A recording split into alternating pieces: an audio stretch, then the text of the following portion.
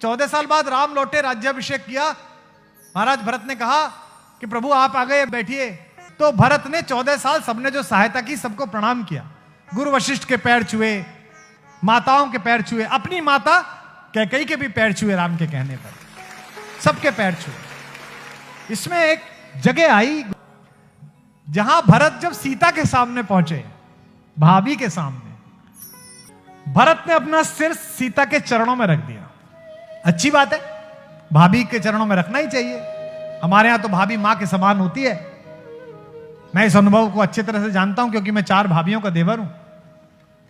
तो मैं उनका स्नेह भी जानता हूं, मेरे प्रति उनकी कृपा भी जानता हूं, मेरे प्रति उनका ममत्व भी जानता हूं, उन 4 भाभियों का। कवि लिखता है कि लंकेश्वर प्रणति भंग दृढ़वतम तद्वनदम युगम। जब सिर रख दिया सीता के पैरों में तो अन्योन्य पावन मबूत भूयम समेत्वः, यानी उस सिर ने और पैर ने एक दूसरे को धन्य किया। तो साहित्य का विद्यार्थी होने के नाते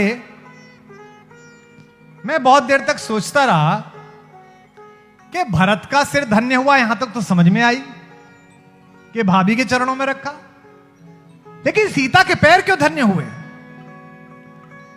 भरत का सिर इसलिए धन्य हुआ कि जिन चरणों में रखा गया ये सामान्य चरण नहीं है।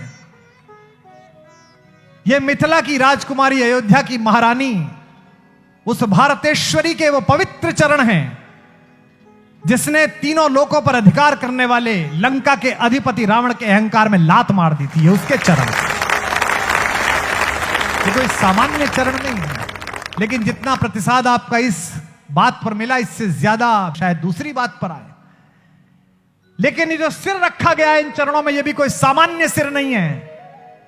ये वो सिर है जिसके ऊपर 14 साल पहले दुनिया का सबसे बड़ा राज मुकुट रख दिया गया था और उसने उस मुकुट को नीचे उतारकर अपने भाई की जूतियां सिर पर रख ली थी। ये वो सिर है।